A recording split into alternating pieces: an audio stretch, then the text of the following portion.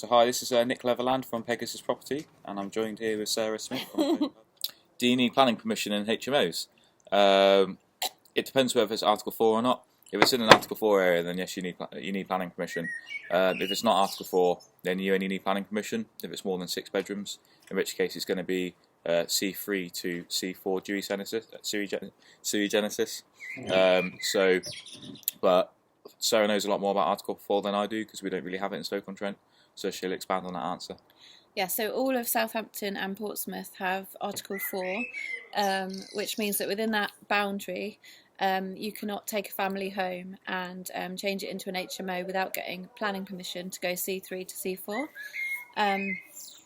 So a few things have come out of that. So if you had an established HMO on the 12th of March 2012 in Southampton, and you can prove a chain of ASTs, for example, back up to today's date, you can buy an existing HMO.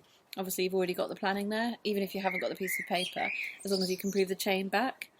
But if you want to buy a new HMO in the city, there haven't been many planning permissions granted to change from C3 to C4. They basically apply a test saying how many HMOs are there already within an X mile radius of the proposed property, and in places where you'd want to put an HMO, i.e. with amenities, close to transport links, etc., there are already loads of HMOs in existence. So I think the threshold is 10 or 20%, depending on the sub-area, and there have been very little planning granted in those areas.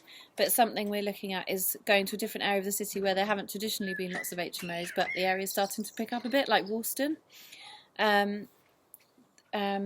When the Article 4 came in, basically because it froze the current situation, the properties which had Article 4, which were HMOs, the price of those properties went up by about £20,000 or more, which means that buying an existing HMO costs you a bit more money than it would be to buy a family home.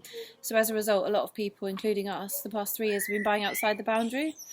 So if you buy just outside the boundary where there's still good amenities, still good transport links, etc., you can get a cheaper property and you don't have to apply for planning. And it's got the added benefit that then if Article 4 did come in, the value of your property would likely go up considerably. So what you're saying is like if you got Article 4 in a certain area, if you buy just outside the area, and then the Article 4 might expand into that area. Yeah. So basically if you buy loads of property with no Article 4, you don't need to get planning permission.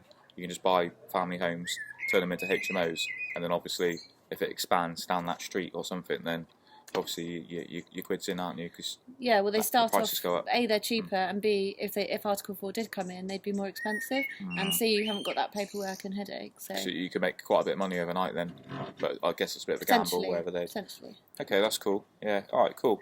So that's that answer.